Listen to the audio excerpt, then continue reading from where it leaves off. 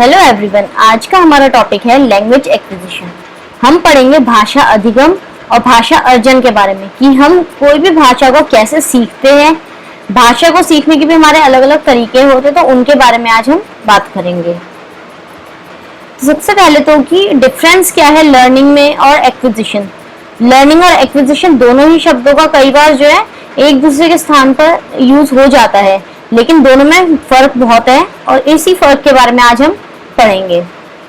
अब जो language acquisition की बात हम कर रहे हैं, तो इसकी बारे में जब शुरुआत हुई थी, तो रिसर्चर्स वगैरह जो भी हुई थी, उन सब की शुरुआत हुई थी स्टीफन क्रेशन ने करी थी, जिन्होंने बोला था कि हमारी जो लैंग्वेज डेवलप करने की जो हमारी क्षमता है, ये दो तरीके से हम अपनी लैंग्वेज को डेवलप कर सकते हैं। हम लैंग्वेज को या तो लर्न कर सकते हैं या फिर हम उसे एक्वायर कर सकते हैं।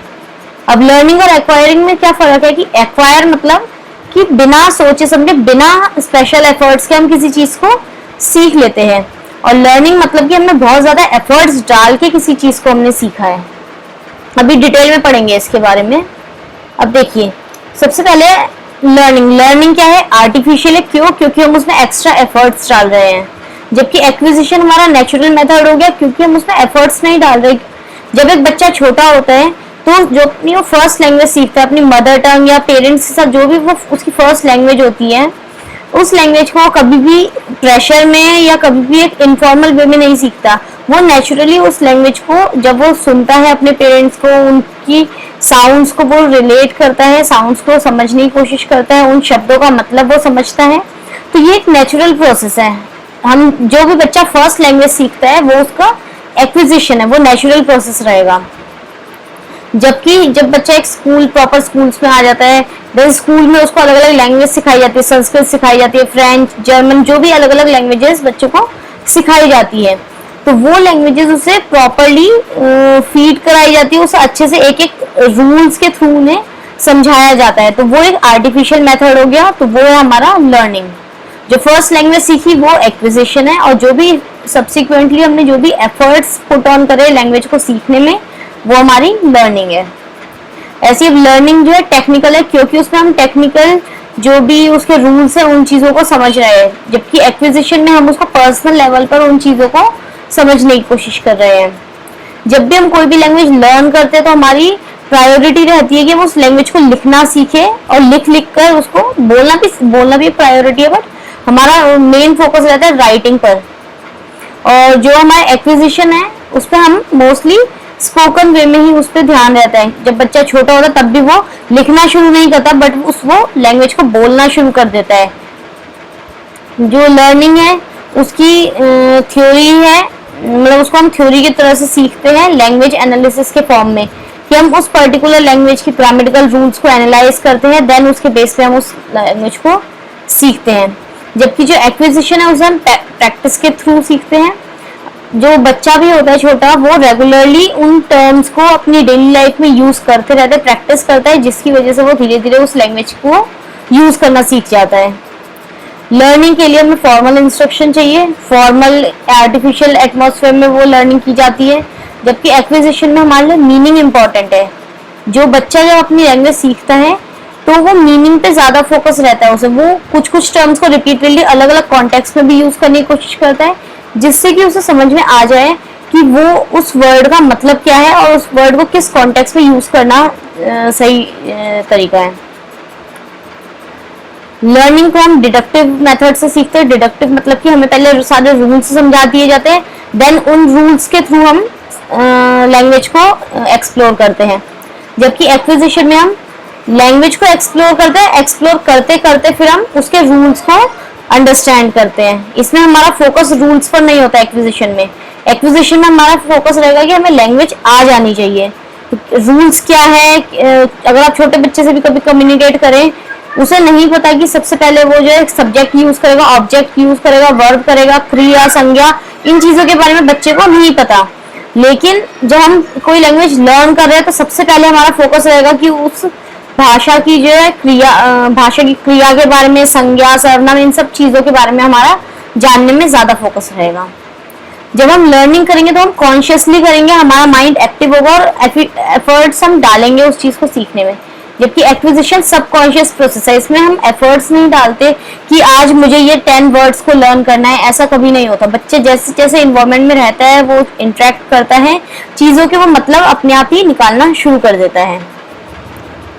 लर्निंग में प्रीसेट सिलेबस है, पहले से एक सिलेबस डिसाइडेड है कि सबसे पहले मुझे सारे के सारे सिंबल्स को लर्न करना है, देन इन सिंबल्स की साउंड को लर्न करना है, देन उसके बाद उन साउंड्स को जोड़ के वर्ड्स बनाने हैं। इस तरह से उसका एक फिक्स पैटर्न रहता है। जबकि एक्विजिशन के लिए कोई फिक्स पैटर्न नहीं है, बच्चा अपने अकॉर्डिंग उस लैंग्वेज को अपने हिसाब से सीखना शुरू करता है। वो चाहे वो सबसे पहले शुरुआत जो है उसकी वर्ड्स के थ्रू करे, या संज्ञा के थ्रू करे, या फिर किसी भी पार्ट ऑफ स्पीच को यूज करे, या चाहे उन्हें यूज किए बिना वो अपनी मर्जी से ही अपने हिसाब से उस लैंग्वेज को यूज करना सीखना शुरू कर दे। जब बच्चा लैंग्वेज सीखता है तो कोई ट्रांसलेशन नहीं होता, जो वो सीख रहा है वो उसको इंटरनलाइज करता है। जबकि हम जब लर्निंग की बात करते हैं, लर्निंग में हमेशा ट्रांसलेशन इन्वॉल्व होता है। आपने देखा होगा जब छोटे बच्चों को इंग्लिश सिखाते हैं, इंग्लिश तो आजकल हर स्कूल्स में होती ही है, तो जब भी इंग्लिश एक सेकंड लैंग्वेज है, उसकी फर्स्ट लैंग्वेज उसकी वो है जो बच्चा अपने घर पे सीखता है। वो कोई भी लैंग्वेज हो सकती है, और इंग्लिश को जनरली इंडियन कल्चर में सेकंड लैंग्वेज ही बच्चा सीखता है इंग्लिश को। तो जब बच्चा इंग्लिश सीखता है तो स्टार्टिंग में उसको हर एक चीज को ट्रांसलेट करके सिखाया जाता है कि उसको हर एक वर्ड का मीनिंग जो है हिंदी में बताया जाएगा या उसकी लोकल लैंग्वेज में सिखाया जाएगा। Translation, word to word translation के थ्रू ही बच्चा सीखता है। बच्चे क्योंकि उन चीजों को रिलेट नहीं करता। अगर बच्चों के सामने अगर हमने एक वर्ड बोला, सपोज बॉल, बच्चे बॉल को देख के जो है सबसे पहले वो उसको रिलेट करेगा कि उसको हिंदी में क्या बोलते हैं, कि हिंदी में जो गोल गेंद जो होती है उसे हम बॉल बोलते हैं इंग्लिश में। तो बच्चा सबसे पहले उसको रिलेट करेगा, देन उसके बाद बच्चा जो है उसको वर्बलाइज इंटरनलाइज कर लेगा कि जो भी ये गोल गेंद है इसको ही हम बॉल बोलते हैं, ताकि नेक्स्ट टाइम से जब उसने इस चीज को इंटरनलाइज कर लिया, फिर नेक्स्ट टाइम उसके सामने कभी भी वर्ड यूज होगा बॉल, तो वो डायरेक्ट उसी फिगर को इमेजिन करेगा कि ये गोल फिगर है, इसको बॉल बोलते हैं। जबकि एक्विजिशन में बच्चे को हिंदी इंग्लिश किसी भी लैंग्वेज से कोई मतलब नहीं है, उसे जस्ट जो भी सर्कुलर गोल सी जो भी चीज दिखेगी वो उसको बॉल बोलेगा। यहाँ पे ट्रांसलेशन क्योंकि नहीं हो रहा है, तो इसलिए बच्चे के लिए सिर्फ वो ऑब्जेक्ट का कनेक्शन वर्ड के साथ है। अब उसके लिए जो गोल कोई भी चीज सामने लाके दे दो, वो बच्चा सबसे फर्स्ट लुक में बच्चा उसको बॉल ही समझेगा। जबकि जब वो लर्न कर रहा है तो उसको स्पेसिफिकली जब हिंदी में जिसको गेंद बोलते हैं सिर्फ उसी ऑब्जेक्ट के लिए वो बॉल वर्ड यूज करेगा, क्योंकि वहां पे ट्रांसलेशन यूज हुआ है। जब भी एक्विजिशन होता है तो जो भी एक्टिविटीज होती है वो लैंग्वेज से रिलेटेड रहती है। लैंग्वेज को लेकर एक्टिविटीज होती है कि उसी लैंग्वेज के थ्रू बच्चा खेलता है, कि उसी लैंग्वेज के अलग अलग कॉन्टेक्स्ट में वो एक्सप्लेन करता है, अलग अलग सेंटेंसेस बनाता है, जिसकी वजह से बच्चा वो सीखता है। तो activities with in the language हो रही है। जबकि जब लर्निंग होगी तो उस जो भी लैंग्वेज लर्न करनी है उस लैंग्वेज के से रिलेटेड और एक्टिविटीज करेंगे, जिसके थ्रू जो है उस लैंग्वेज को हमारी जो फर्स्ट लैंग्वेज है उससे रिलेट किया जाए। तो यहाँ पे हमारी जो भी एक्टिविटीज है वो उस लैंग्वेज के बारे में है, लैंग्वेज से रिलेटेड नहीं है, मतलब लैंग्वेज को लेकर एक्टिविटीज नहीं है। जब भी लर्निंग है तो हमारा फोकस रहेगा फॉर्म पर, उसके ग्रामर पर, और हमारा एंड प्रोडक्ट जो हमारा आउटकम हमारा एक्सपेक्टेड होगा वो होगा कि हमें उस चीज की प्रॉपर नॉलेज हो, कि हमें हमारी अंडरस्टैंडिंग बहुत अच्छी हो जाए उस लैंग्वेज को लेकर। जबकि अगर हम एक्विजिशन की बात करते हैं तो इस केस में हमारा फोकस रहेगा कम्युनिकेशन पे, कि बेशक उसको ग्रामर की नॉलेज ना हो लेकिन वो कम्युनिकेट कर पाए अपनी फीलिंग्स को, अपनी जो भी बात वो बताना चाहता है उसको कम्युनिकेट कर पाए। और इसमें हमारा फोकस रहेगा कि वो आउटकम बच्चा प्रोड्यूस कर पाए उस लैंग्वेज को, इंस्टेड ऑफ कि बच्चे के माइंड में खूब सारी नॉलेज का हमने भंडार भर दिया है, बच्चा उस नॉलेज को जो है एनालाइज नहीं कर पा रहा और उसको वो बोल भी नहीं पा रहा, कम्युनिकेशन में यूज नहीं कर पा रहा है। तो ये फर्क था लर्निंग और एक्विजिशन में। एक्विजिशन है बिल्कुल नेचुरल प्रोसेस है, इसमें सब कुछ बच्चा अपने अकॉर्डिंग जो है चीजों को समझ रहा है और उसको समझ के उस लैंग्वेज को यूज करे। जबकि लर्निंग में हमारा पूरा फोकस है कि आर्टिफिशियली बच्चे को हम प्रॉपरली सिखाएं, उसका पूरा सिलेबस कंप्लीट हो, उसको ट्रांसलेट कर करके हम एक एक चीज सिखाते हैं। अब हम इसी को ही कुछ प्रॉपर जब भी एग्जाम्स में आते हैं तो प्रॉपर टर्म्स के साथ ही एग्जाम्स में क्वेश्चंस पूछे जाते हैं इस टॉपिक से रिलेटेड। तो अभी तक जो हमने पढ़ा वो हमने एक लेमेन्स लैंग्वेज में पढ़ा। अब जब एग्जाम्स में कुछ स्पेसिफिक टर्म्स यूज किए जाते हैं एक्विजिशन और लर्निंग को डिफरेंशिएट करने के लिए।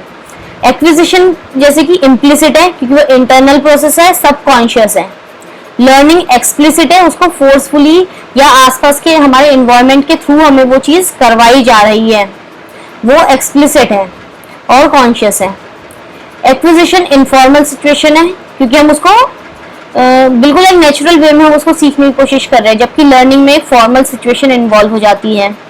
एक्विजिशन में ग्रामर फ्री है, बिल्कुल ग्रामर का हम बिल्कुल भी ध्यान नहीं रहता, जबकि लर्निंग में हमारा पूरा फोकस जो है सिर्फ और सिर्फ ग्रामर पर ही रहेगा।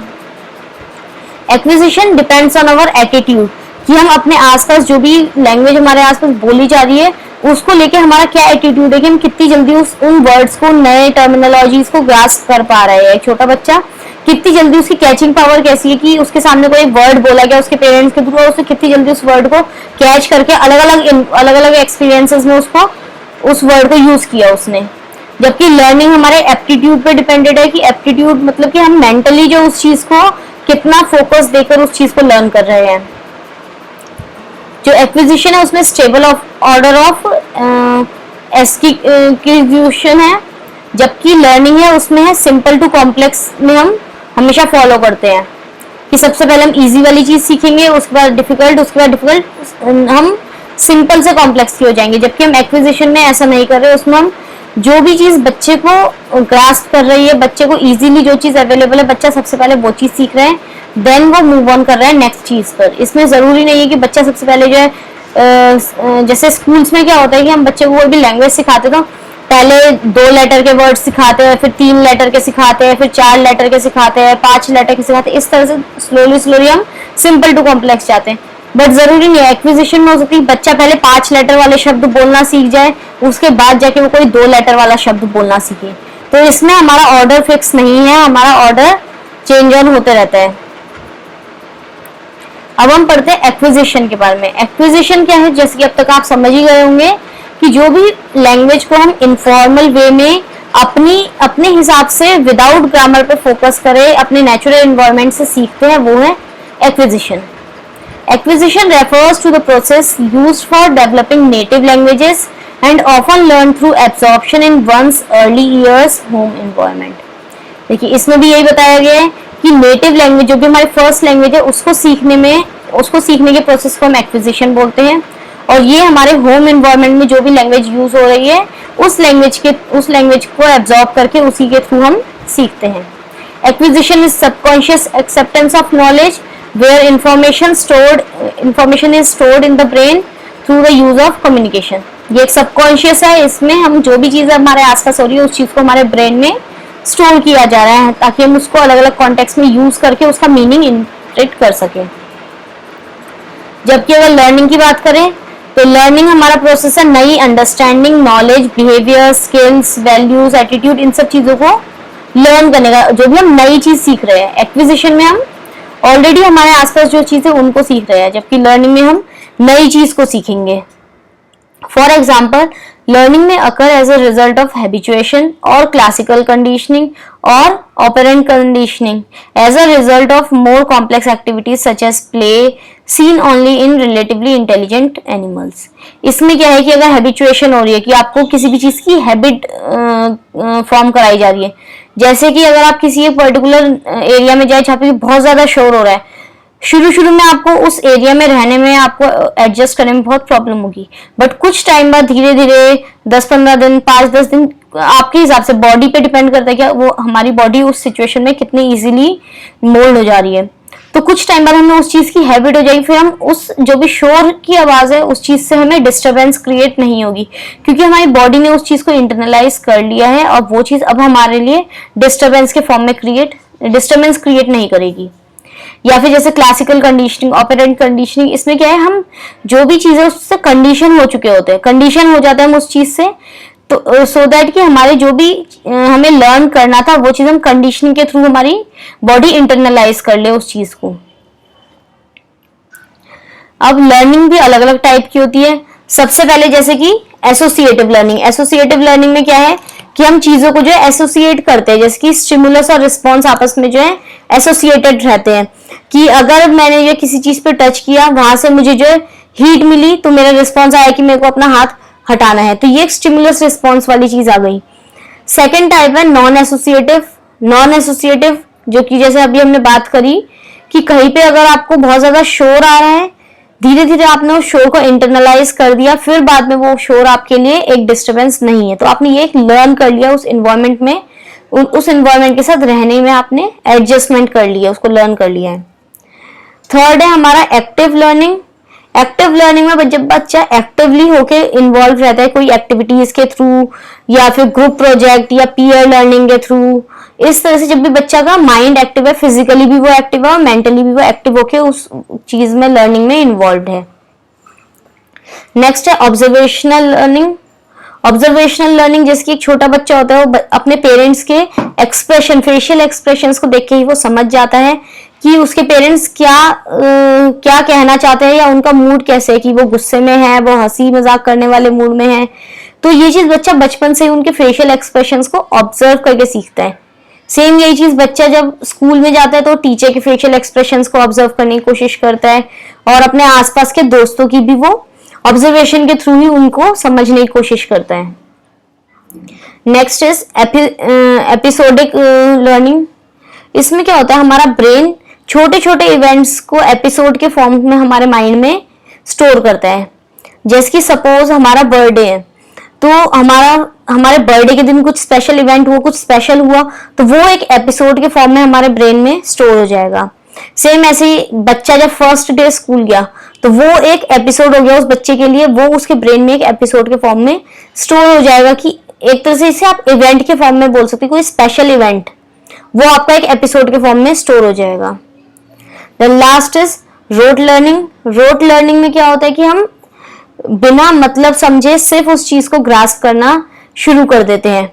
इसका सबसे ज्यादा इंपॉर्टेंस है हमारी मैथ्स के बेसिक कॉन्सेप्ट में, जिसमें कि बच्चों को नंबर्स और मैथमेटिकल टेबल्स, शेप्स वगैरह, इन सब चीजों के बारे में जब हम बच्चों को लर्न करवाते हैं, या फिर लैंग्वेज में इसका यूज होता है कि जब बच्चों को नई वोकेबलरी या स्पेलिंग्स को लर्न करवाना होता है, तो रोट मेमोराइजेशन, रोट लर्निंग की हेल्प ली जाती है। अब जो था, अभी तक हमने लर्निंग और एक्विजिशन के बीच में डिफरेंस तो समझ लिया। अब जो एक्विजिशन है, बच्चा अपनी फर्स्ट लैंग्वेज तो अपने होम इन्वायरमेंट में एक्वायर कर लेगा।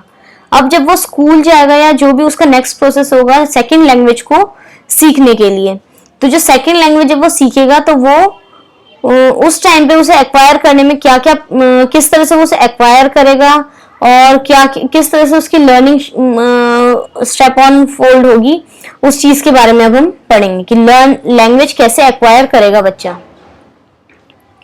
So first is language acquisition is the process through which learners understand and comprehend the language. कि बच्चा जो एक्विजिशन में क्या करता है, जो अभी फर्स्ट लैंग्वेज की बात हो रही है, फर्स्ट लैंग्वेज जब बच्चा एक्वायर करता है तो बच्चा उस चीज को समझता है और कॉम्प्रीहेंड करके अलग अलग एरियाज में उसको यूज करता है, अलग अलग इन्वायरमेंट में उसको यूज करता है।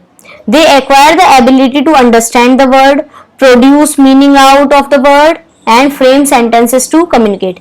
इसमें बच्चे को किसी ने ये चीज फोर्सफुली सिखाई नहीं है, बच्चे ने अपने आप ही उन शब्दों का मतलब ढूंढा है, उन वर्ड्स को यूज करके उसने सेंटेंसेस वगैरह फॉर्म करना खुद ही सीखा है। जब भी लैंग्वेज लर्न की, ये तो एक्विजिशन था, लेकिन अब जब लैंग्वेज लर्निंग की बात होगी, जो सेकंड लैंग्वेज जब हम लर्न करेंगे, तो उसमें हमें पहले उसके सिंटैक्स को लर्न करना पड़ेगा, उसकी फोनोलॉजी, मॉर्फोलॉजी, सिमेंटिक्स, अलग अलग जो हमारे पार्ट्स है लैंग्वेज के, उसको लर्न करना पड़ेगा। सिंटैक्स होता है कि जैसे हमारे जो वर्ड्स है वो एक सेंटेंस में किस ऑर्डर में है, कि सब्जेक्ट वर्ब ऑब्जेक्ट या सब्जेक्ट ऑब्जेक्ट वर्ब, इस तरह से क्या फॉर्मेट है हमारे लैंग्वेज का। फिर है फोनोलॉजी। फोनोलॉजी में होता है हमारा जो वर्ड्स है उन वर्ड्स की साउंड से रिलेट करते हैं, कि उन वर्ड्स का जैसे कोई भी अल्फाबेट है उससे क्या साउंड आ रही है, उसका रिलेशन। मॉर्फोलॉजी, मॉर्फोलॉजी में हम पढ़ते हैं ग्रामर के रूल्स, जैसे टेंसेस की कब कौन सा टेंस यूज होगा, कहाँ पे कौन सा जेंडर यूज होगा, इस चीज के बारे में जब हम पढ़ते हैं। नेक्स्ट है सिमेंटिक्स, जो कि हमारी वोकेबुलरी से रिलेटेड, कोई भी नया वर्ड हमारे सामने आया तो उस चीज के बारे में जब हम सीखते हैं, तो यह है सिमेंटिक्स का पार्ट। अब जो क्वेश्चन थे, इन्होंने जो है डिफाइन किया था कि एक्विजिशन जो है एक सबकॉन्शियस प्रोसेस है, और इस प्रोसेस में जो बच्चा होता है वो उसको जो भी एक्सपोजर प्रोवाइड होता है उसके थ्रू उस लैंग्वेज को वो सीखना शुरू कर देता है सबकॉन्शियसली। अब हमारी कुछ थ्योरीज भी है इसके बारे में। So first is cognitive theory.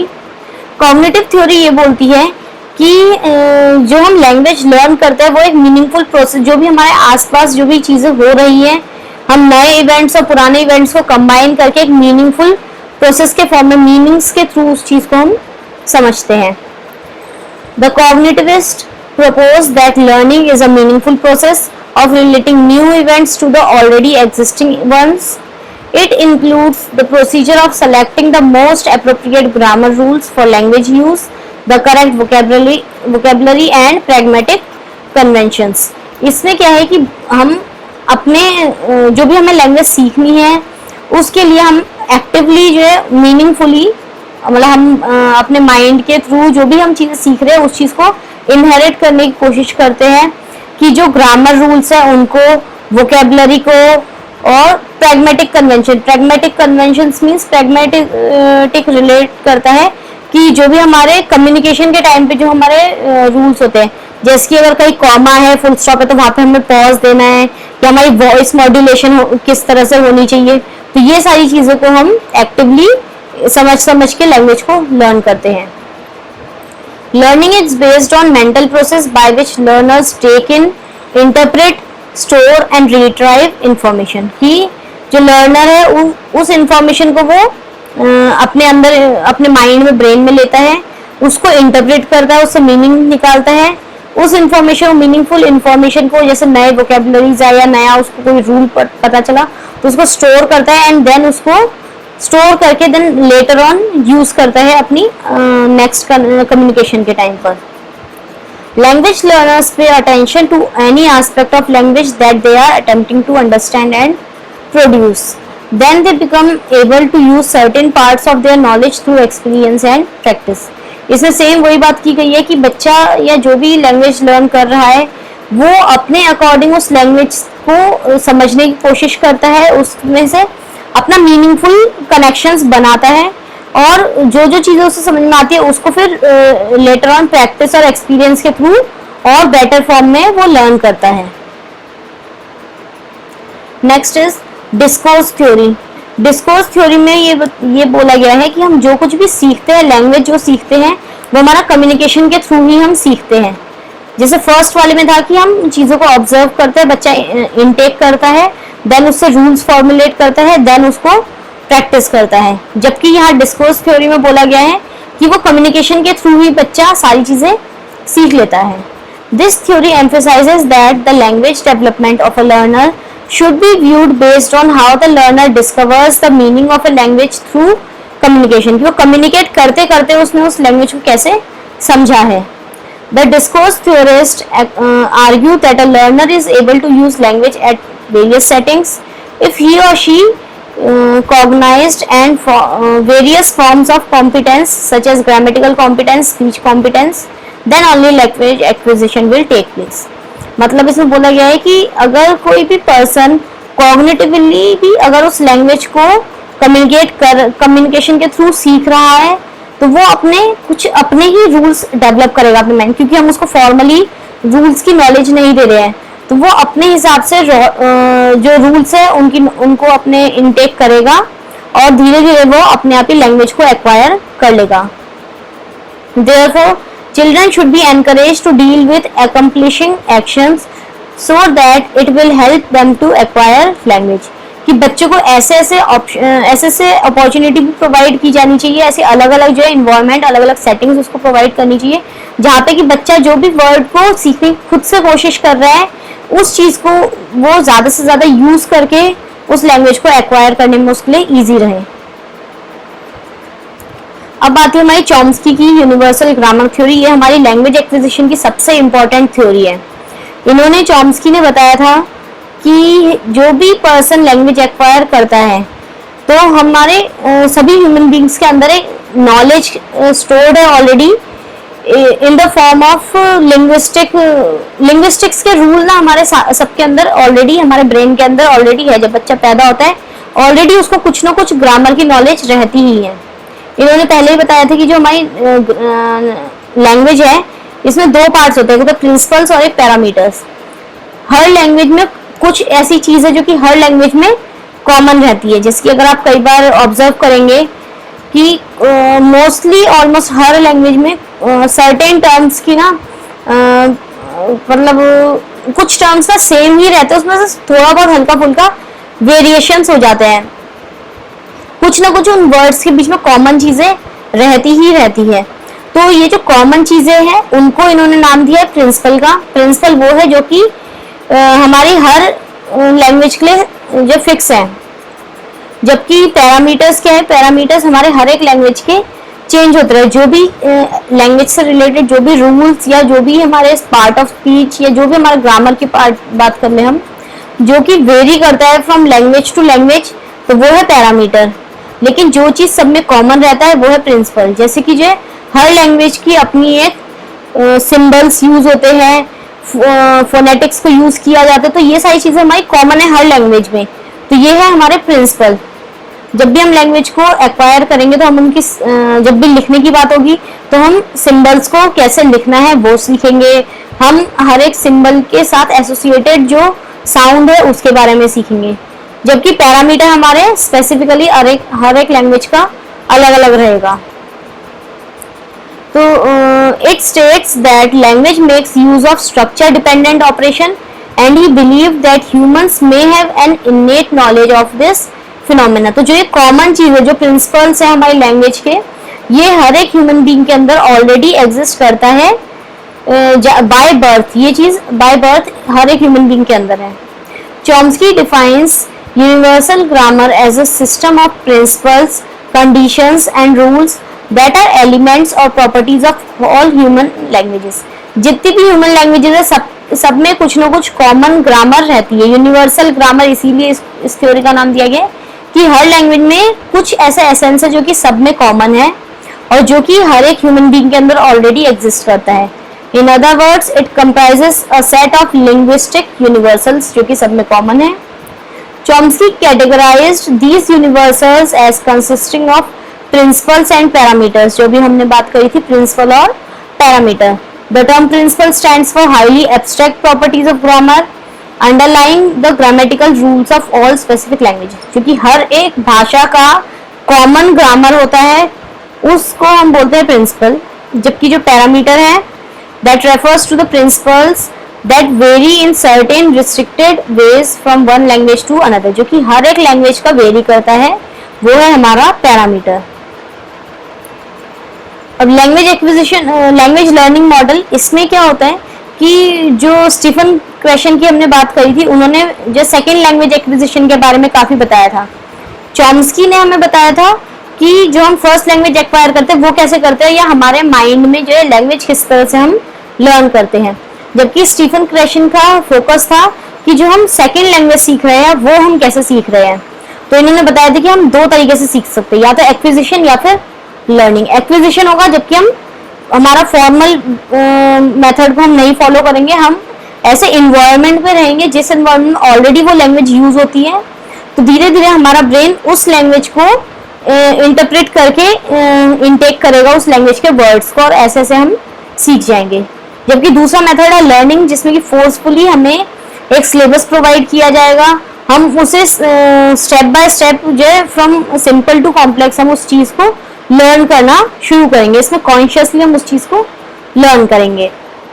The ability to learn a new skill varies by the virtue of determination, hard work, persistence of the individual. अब वही जो हम सेकेंड लैंग्वेज सीख रहे हैं वो डिपेंड करता है कि हम कितना डिटर्मिन्ड है, कितना ज्यादा हमारा स्ट्रॉन्ग डिटर्मिनेशन है, हम स्ट्रॉन्ग कितने हैं कि हमें ये करना ही करना है। हार्ड वर्क, हम कितनी मेहनत कर रहे हैं, और परसिस्टेंस कि हम कंटिन्यूअसली एक ही चीज पे कंटिन्यूअसली कैसे उस पर वर्क अपॉन कर रहे हैं। बाकी और भी बहुत सारे फैक्टर्स हैं जो कि इफेक्ट करते हैं। कुछ होते हैं जो कि हम पे डिपेंड करते हैं, जैसे कि डिटर्मिनेशन, हार्ड वर्क, परसिस्टेंस। और कुछ ऐसे फैक्टर्स होते हैं जो कि हमारे कंट्रोल से भी बाहर है, उन्हें हम बोलते हैं एक्सटर्नल फैक्टर्स। ये factors Such factors can be categorized as internal and external. There is a complex interplay that determines the speed and facility with which a new skill is learned. अब ये जो हमारे इंटरनल और external factors है ये decide करते हैं कि हम जो भी लैंग्वेज एक्वायर कर रहे हैं वो हम कितनी जल्दी सीखेंगे और कितनी आसानी से सीखेंगे। ये सब चीजें हमारे जो है फैक्टर, इन्हीं फैक्टर्स पे डिपेंड करता है। अब ये इंटरनल फैक्टर्स कौन से हैं? इंटरनल फैक्टर्स वो फैक्टर्स है जो भी इंडिविजुअल उस लैंग्वेज को लर्न कर रहे हैं ऑलरेडी उसके अंदर ये चीजें एग्जिस्ट करती है। The internal factors are those that the individual language learner brings with him or her to particular learning situation. जैसे कि उसकी एज, ये एक इंटरनल फैक्टर है कि वो किस एज में उस लैंग्वेज को एक्वायर कर रहे हैं। एज स्पेसिफिकली भी जो है हमने पहले भी अपनी पुरानी वीडियो में बात करी है कि हम किस एज में लैंग्वेज सीख रहे हैं, इसका बहुत बड़ा रोल रहता है हमारी लर्निंग पर। सेकंड इज पर्सनैलिटी, कि उस पर्सन जो भी लैंग्वेज लर्न कर रहा है उसकी पर्सनैलिटी कैसी, कि वो आउटस्पोकन है या इंट्रोवर्ट है। आउटस्पोकन होगा तो कंटिन्यूसली वो उन वर्ड्स को अपने नेचुरल कॉन्टेक्स्ट में यूज करेगा, लेकिन अगर वो इंट्रोवर्ट है तो वो उन चीजों को अवॉइड करेगा औरों के साथ शेयर करने में, औरों के साथ उन वर्ड्स को यूज करने में। मोटिवेशन बहुत मेजर फैक्टर है, क्योंकि जब आप कोई भी सेकंड लैंग्वेज लर्न कर रहे हैं तो आपको जो है मोटिवेटेड अगर आप जितना रहेंगे उतना बेटर वे में आप उस चीज को एक्वायर कर सकते हैं। एक्सपीरियंसेस, जितने बेटर एक्सपीरियंसेस हमें मिलेंगे हम उतने बेटर वे में, उतने बेटर सिचुएशंस में उस वर्ड को, उस वोकेबुलरी को यूज कर पाएंगे और हम उसको जल्दी सीख सकते हैं। और कॉग्निशन तो आप सबको पता ही है कि हम मेंटली जो है उस चीज को कितना फोकस होकर लर्न कर रहे हैं, कितना हमारा ध्यान है उस पर। ऐसा नहीं है कि जो हमें कोई जो है उन सेकंड लैंग्वेज के बारे में समझाया जा रहा है और हमारा माइंड कहीं और, ये हम एक्टिव है ही नहीं, हम ध्यान ही नहीं दे पा रहे जो भी हमें बताया जा रहा है उस पर। अब कुछ एक्सटर्नल फैक्टर्स जैसे कि करिकुलम, कि हमारा जो जब भी हम लर्न करते हैं तो उसका फिक्स्ड सिलेबस होता है, वो सिलेबस किस तरह से डिजाइन किया गया है, क्या वो हमारी नीड्स के अकॉर्डिंग जो डिजाइन किया गया है या नहीं। इंस्ट्रक्शन, कि हमें जो भी इंस्ट्रक्शन प्रोवाइड की जा रही है वो हम उस चीज को इंटरप्रेट कर पा रहे हैं, हम उसको समझ पा रहे हैं या नहीं, कि वो इंस्ट्रक्शन भी हमारे लेवल की होनी चाहिए। एक छोटे बच्चे को हम बहुत ज्यादा कॉम्प्लेक्स वे में समझाने की कोशिश करें तो बच्चा डेफिनेटली नहीं समझेगा। कल्चर एंड स्टेटस, कि हम कैसे इन्वायरमेंट में, कैसे कल्चर में रहते हैं, उसका हमारी लैंग्वेज एक्विजिशन में बहुत फर्क पड़ता है। अगर हमारा ऐसा कल्चर है जहाँ पे कि जो हमारा सिर्फ एक पर्टिकुलर लैंग्वेज का ही यूज होता है, दूसरा लैंग्वेज हमारी यूज ही नहीं होती है, हमें ऐसा इन्वायरमेंट ही नहीं मिल रहा जहाँ पे कि हम उस सेकंड लैंग्वेज को यूज कर पाए। मोटिवेशन हमारा एक्सटर्नल फैक्टर भी है, अभी हमने इंटरनल में भी पढ़ा था। अब एक्सटर्नल में क्यों है? क्योंकि जो भी हमें लैंग्वेज सीखनी है कहीं ना कहीं अगर हमारा एक्सटर्नली भी अगर हमारे पास मोटिवेशन है, जैसे कि अगर काफी सारे लोग हैं जो कि बहुत सारी फॉरेन लैंग्वेजेस सीखते हैं, उनका कई बार फोकस होता है कि अगर जैसे वो MNCs या कहीं भी जॉब करते हैं या अगर वो आउट ऑफ इंडिया ट्रैवल करते हैं तो उनको वहाँ पे कम्युनिकेशन में सपोर्ट करती है एक फॉरेन लैंग्वेज। तो अगर उनका इस तरह से मोटिवेशन है कि उन्हें इस तरह की कोई एक जॉब लेनी है या उन्हें कहीं फॉरेन में ट्रैवल करना है, तो जितना ज्यादा वो मोटिवेटेड रहेंगे उस चीज के लिए तो उतनी जल्दी वो उस लैंग्वेज को एक्वायर करेंगे। And the last is access to positive examples. ये एक तरह से आप इसको जो है एक्सपोजर के फॉर्म में भी आप समझ सकते हैं कि जितना ज्यादा पॉजिटिवली आपको उस चीज की बताया, अगर आपको शुरू से ही बोल दिया गया कि इस लैंग्वेज को समझना बहुत मुश्किल है, ये नहीं हो पाएगा तुमसे, तो वो एक डीमोटिवेटिंग फैक्टर रहेगा। बट अगर आपको इसी के साथ साथ पॉजिटिव एग्जांपल्स दिए जाएंगे कि आपके साथ के ही लोग हैं जो कि इसको और बेटर वे में यूज कर पा रहे हैं, उस लैंग्वेज को बेटर अंडरस्टैंड कर पा रहे हैं, तो उससे कहीं ना कहीं वो पॉजिटिव एग्जांपल्स आपको भी जो हेल्प करेंगे आपकी लैंग्वेज लर्निंग में।